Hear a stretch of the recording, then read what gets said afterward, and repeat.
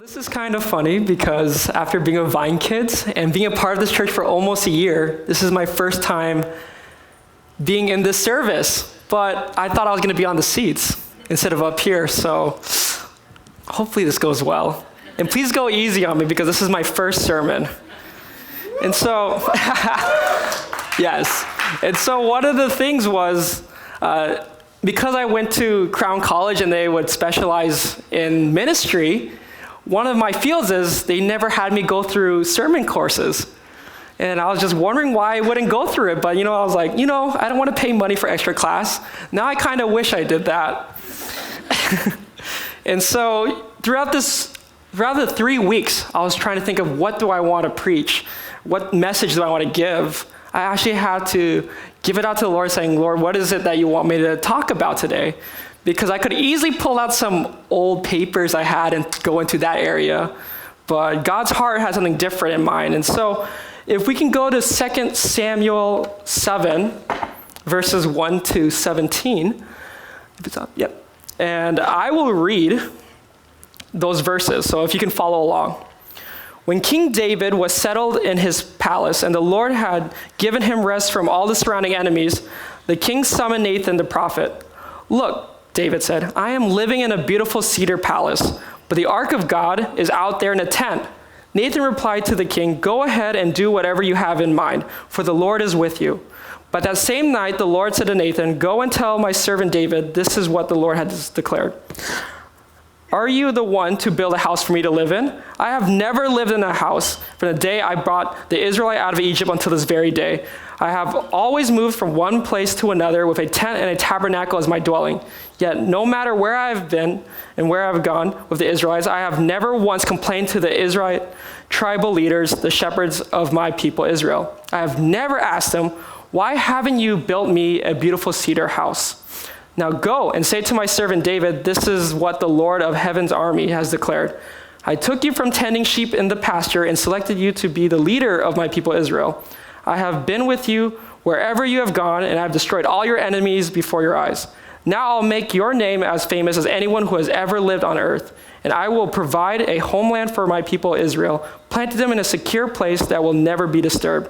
Evil nations won't oppress them as they have done in the past, starting from the time I appointed judges to rule my people Israel, and I will give you rest from all your enemies. Furthermore, the Lord declares that he will make a house for you, a dynasty of kings. For when you die and are buried with your ancestor, I will raise up one of your descendants, your own offspring, and I will make his kingdom strong. He is the one who will build a house, a temple for my name, and I will secure his royal throne forever. I will be his father, and he will be my son. If he sins, I will correct and discipline. I somehow lost it here. Where is he? Yeah. I'll be his father, and he will be my son. I will correct and discipline him with the rod, like any father would do. But my favor will not be taken from him, as I took it from Saul, whom I removed from your sight. Your house and your kingdom will continue before me for all time, and your throne will be secure forever. So Nathan went back to David and told him everything the Lord has said in this vision. And so the reason why I picked this passage is because this is the key part I want to look into understanding blessing, but how it ties in with humility. And so going into just a little bit about this passage, because there's some other things I want to cover. Verse 3,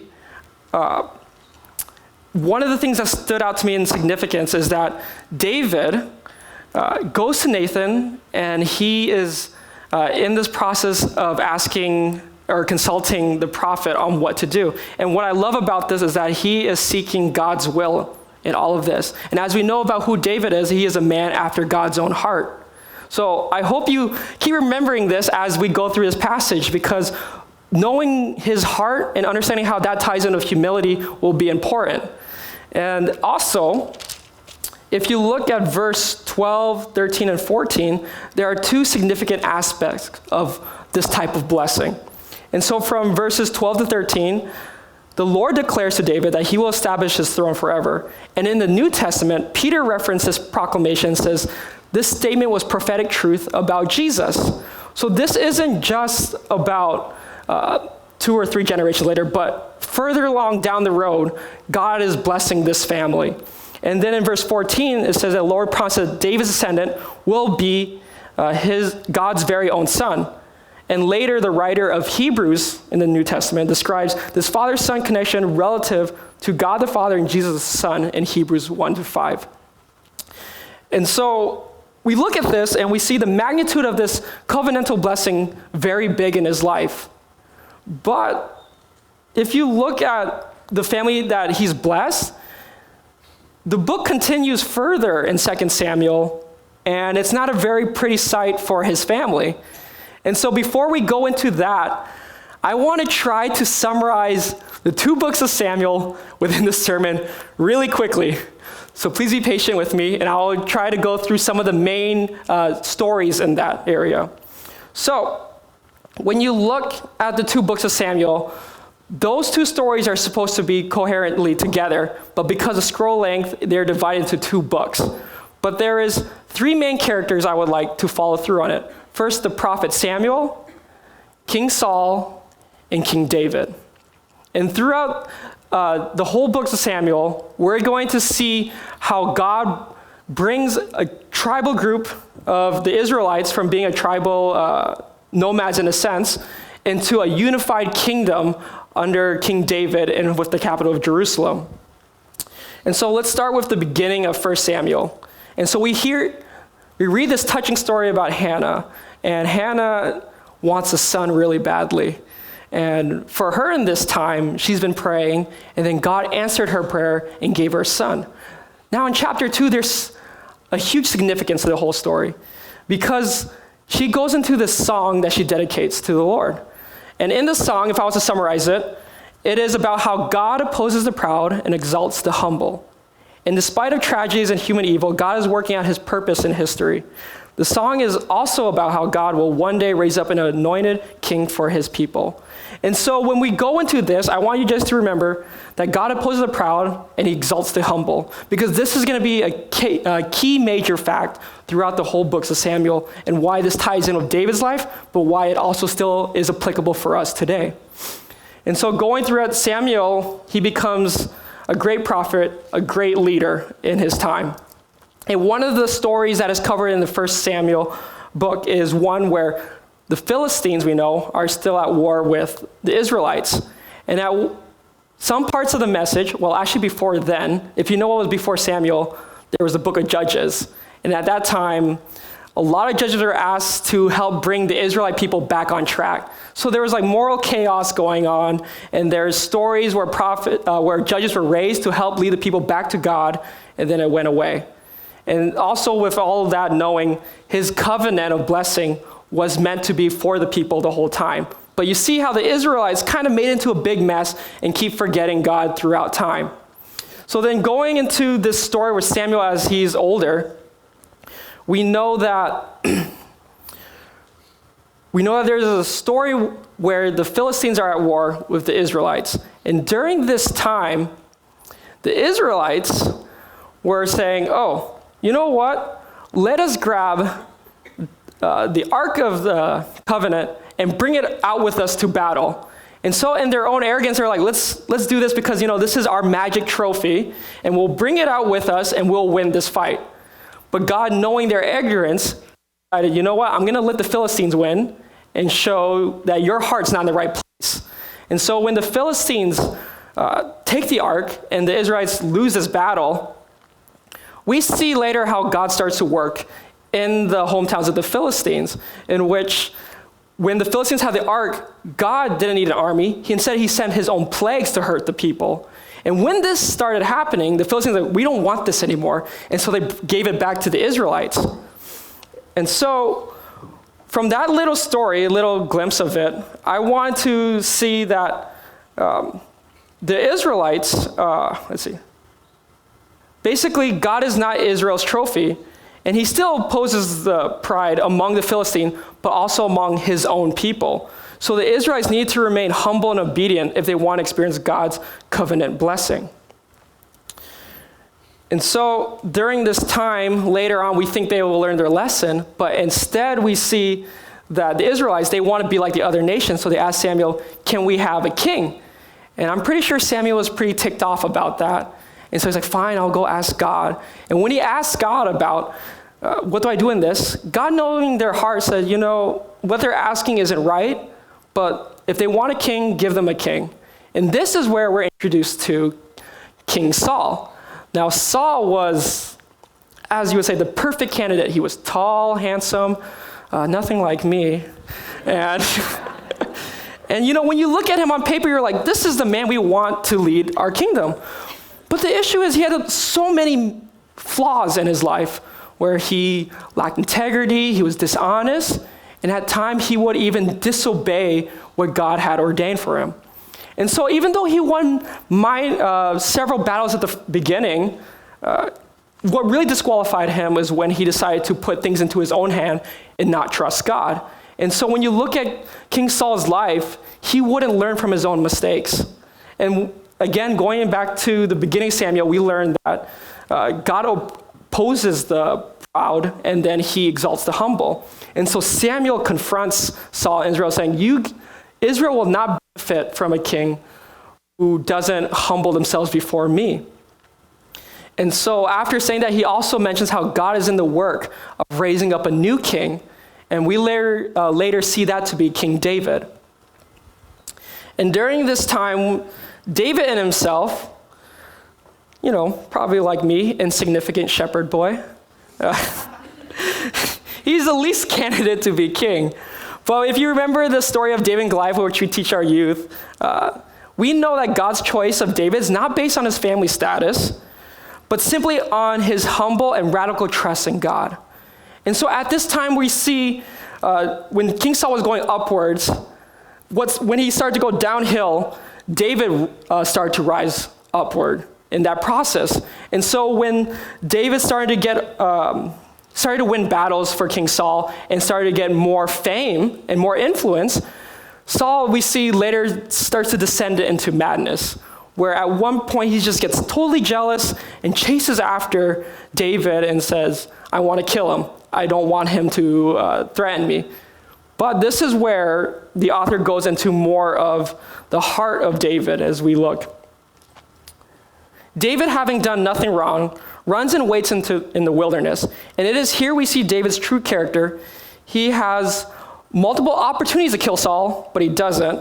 He simply trusts that despite Saul's evil, God will raise up a king for his people. And what's interesting is that most of these prayers at this part of Samuel, you can find at the beginning of Psalms, and where he is placing his trust in the Lord, and where he is saying that, everything is in God's hand because he will raise up a king for his people. And then the first Samuel, ends with the grisly death of Saul. And so now picking up quickly into 2 Samuel, we see that David surprises everyone by composing this long lamentation and laments over the person who tried to murder him. And so everyone is pretty confused, but again, we see that David's humility and compassion is far beyond greater than what most people would expect out of him. And so at this time, Israelites are unified around him, and they say that, can you please unify this whole kingdom? And with God by his side, he starts unifying everyone. He recaptures Jerusalem. He decides to bring the Ark of the Covenant there in a tabernacle. And so he's unifying and expanding Israel's territory. And so in God's blessing over all of this, we see how much of David's responsibility is growing bigger, but he is still present with him. And then as we read in 2 Samuel 7, we see how God, after these blessings, bestows onto him, like, I know your heart for me is to give me a permanent home, but I want to give you a permanent family line. I want to give you one in which the kingdom will continue throughout time. And for me, I wish the book ended there, because then we can say, yes, the humility of David was great, and how everything about this is something we can reflect. But as we know, as sin has entered in the world, David also had his own issues. And so to say that to model David's life completely is great, there are still snippets of his life that are just awful and terrible. And so if you look at it, his life starts to fall apart when he commits adultery with one of his general's wife, Uriah's wife, Bathsheba. And when that happens, to make matters worse, he tries to cover up the whole affair and then has Uriah murdered, and he doesn't do anything about it. And so God tells the prophet Nathan to go to King David and confront him about everything. And when that has happened, David falls on his knees and he laments and he cries out and he is totally ashamed of what he's done. Now, God's forgiven him for that, but the consequence of what has happened there was not erased. And so if you look into his life, you see that his sons end up repeating their father's mistake. But it's even more tragic when his son Amnon sexually abuses his sister, Tamar, and then Absalom finds out, and he murders Amnon, and then you see this whole charade where Absalom runs away, and he's brought back home, but then he tries to overthrow his father, and he wants the kingdom for himself. And so then we see David flee again a second time, but this time he is not an innocent man. This time he is in this part where we see that it shouldn't have been this way. And so what happens, to sum up this part, was the rebellion ends when his son dies, and David again laments over his son's death. But then we see at this point that David's last day, we find him to be back on the throne, but as a broken man. He's wounded by the sad consequences of his sin. And so I know how I mentioned that this is supposed to be blessing through humility, but I want to quickly go through the book of Samuel to see how there's a bigger picture in it all. And so the common theme that we find in this book is that Samuel tells some of the most intricate, well-told stories. And there's many more to find all over the Bible. And that the characters Saul and David are portrayed very realistically, and the author is putting them forward as character studies so we can find them in ourselves. And so despite Saul and David's evil, God remained at work, moving forward of his redemptive purpose. And God opposes David and Saul's arrogance, but he exalted David when he humbled himself. And so the future hope of the book reaches far beyond David himself as it looks towards the future of the Messianic King and that which is Jesus coming. And so there is also, with this understanding of humility, I was wondering, what does that mean? And so in the Webster Dictionary, it means to be free of your pride or arrogance. And so what stood out between King David and King Saul was that the reason why David was known as a man after God's own heart was that he was willing to acknowledge his sin and repent. And so now, when you look into this, you see that his family was still hurt. But did you know that God's blessing is also for your family as well? It is not just for King David, but he intended that way. So if we could put up the slide for Psalm 128, 1-6. Is it up there? I would like to read it out loud. How joyful are those who fear the Lord, all who follow his ways. You will enjoy the fruit of your labor. How joyful and prosperous you will be. Your wife will be like a fruitful grapevine flourishing within your home. Your children will be like vigorous young olive trees. As they sit around your table, this is the Lord's blessing for those who fear him. May the Lord continually bless you from Zion. May you see Jerusalem prosper as long as you live. May you live to enjoy your grandchildren. May Israel have peace.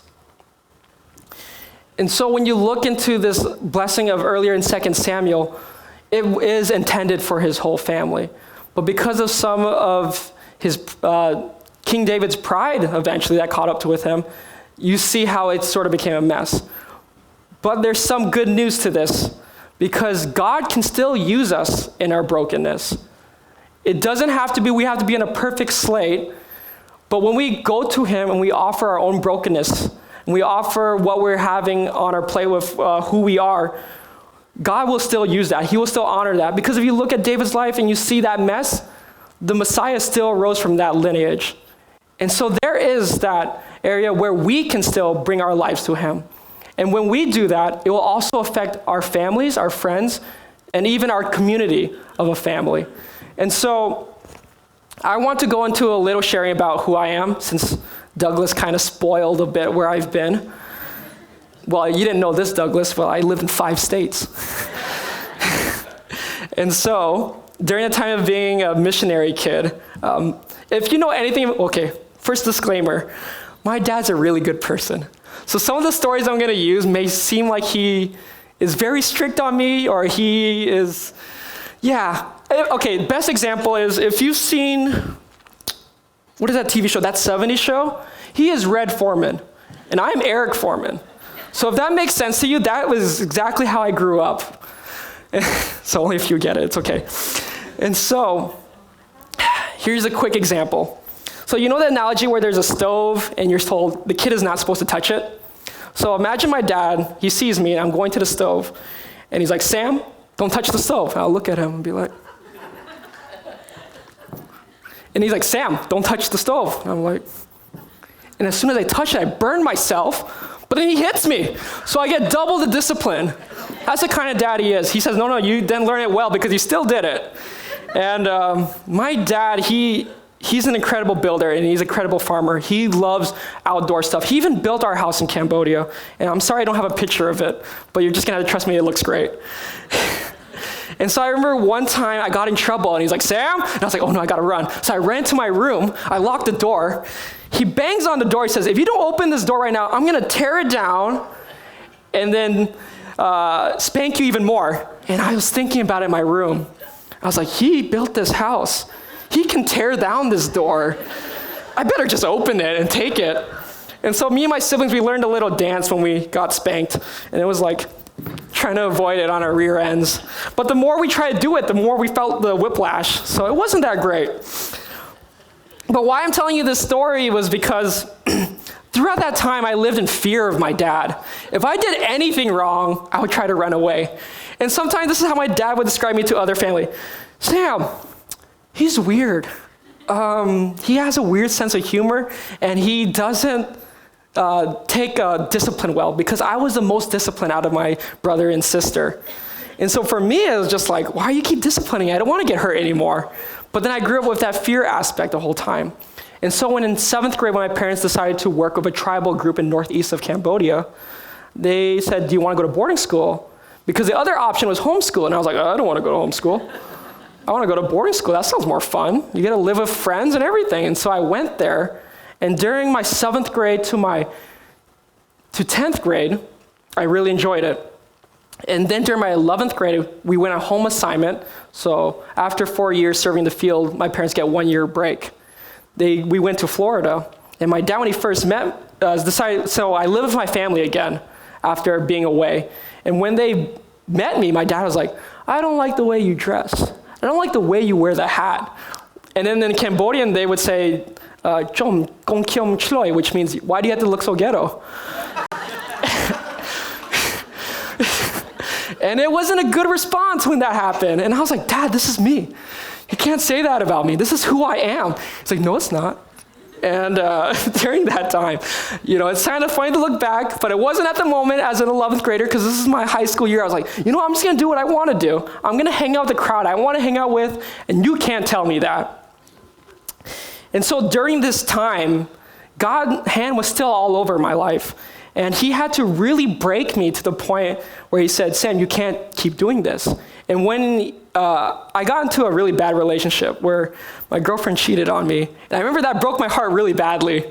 And so what happened with that was, I was like, God, I don't know what it is to do with my life now. And he said, well, why don't you look at your parents? I was like, why do I want to look at them? My dad is a scary man. Why do I want to look at them, God? He's like, no, just look at them. So I observed my parents, and then I noticed how they loved each other really well. So my family, it's not a bad background. It's just sometimes the things I perceived when I was a kid, it became my truth, which for everyone, that's not correct. And so going through that time, I realized, God, I really need to change up my life, and I want to be like my dad. But I had to first acknowledge of what I was doing and being a rebellious child. I had to repent of dishonoring my parents, not dishonoring, that sounds really strange, of not really obeying my parents, and started to say, I want to get to know my dad better. And so during my senior year, I started making attempts like, hey, Dad, I want to help grow those cabbages. I want to help feed the chickens that we have at our house. And then during this time, I was able to grow closer with my dad, and I was, oh, you're not as scary as I thought you would be. This is pretty nice. Because then I could finally go fishing with my dad. And I was like, whoa, where have you been this whole time? But really what's important is, if I never had that step where I had to go down and surrender my pride and my arrogance, I would have never met this kind of person. And even if my dad is the head of the household, it doesn't have to be from him first to me. God can use it the other way around to mold your life. And so when that happened, then I realized, man, there's so much to know about my dad. And this is when he started to open to me about his life. And so this is when I found out how severe his childhood was. Because if you don't know much about the Cambodian history, there's a time where it was known as the killing fields, where the Khmer Rouge would take over the country, and about 2 million Cambodians died in the genocide. And so my dad went through that experience. And my grandfather fought with the Americans against the Viet Congs during the time. So my dad had to grow up following his dad around, and his dad going further away into the war. So when the Khmer Rouge took over, it was a scary moment because my grandfather decided to implement this survival skill in my dad's life. Like, you have to be ready for this. If they do this, you have to be ready for that. Here's a quick story of one of the experiences my dad had to go through. So because food is very limited, the cows they have there, at night they would actually slit a bit of the neck. I know this is going to be before dinner time. And they would suck the blood from the cow to get their iron, because there's just porridge for the one meal a day. And so during one time, my dad decided to not go at one night with his friends. And then the Khmer Rouge soldiers caught those guys who went and they killed those kids for doing that. So that shows you how severe it was with how the ideology of the Khmer Rouge at the time, because their idea was to start at year zero at that time. And so when my dad went through that process, he himself set up all his defense mechanism of what we need to do to survive. And then how he came to Christ was when they went to a Thai refugee camp. Everyone in my dad's side were going to church, except my dad at the time. Everyone said, oh, this is a good message, this is good. And my dad was like, no, we can't trust the foreign God. And actually, what an interesting fact is, foreign in Cambodian, which is Parang, it means French, because the French colonized Cambodia. And so my dad's like, I don't want to go to the French God. And they would try to get him to go. And you see, even through himself, he wouldn't surrender his own pride or arrogance when he was at that age, which is 17 at the time. And so eventually my dad's like, okay, I will go. And when he went to church, one of the things that was always on his heart was, I want to know who created the earth. Because growing up, he never got that answer of who created us and who created the earth. And so that very sermon he went to, they talked about Genesis, which is the beginning of the world. In the beginning, God created heaven and the earth. And when he heard that, he was like, I want to believe in this God now.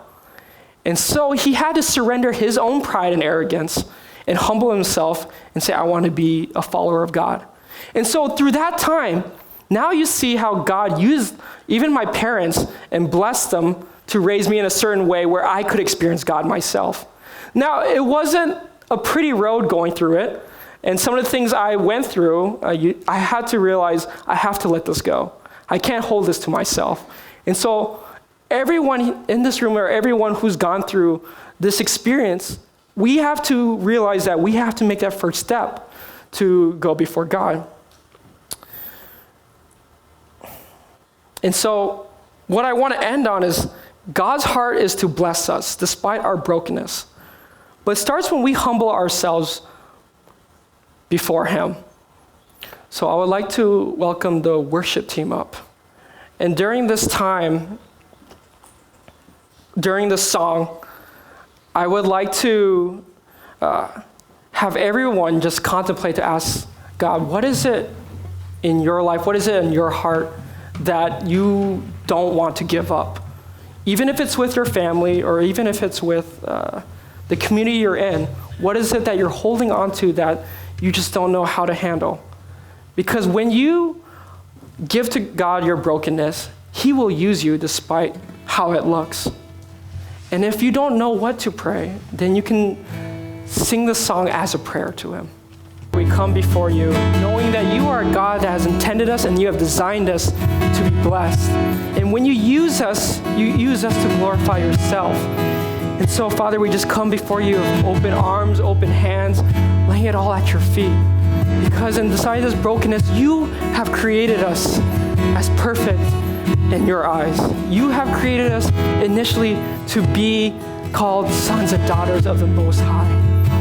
So despite our situation, despite our family situation, we are so grateful that you can still use this heart of us, and we can offer it to you and be a part of that glorious family that you have called for us to be in.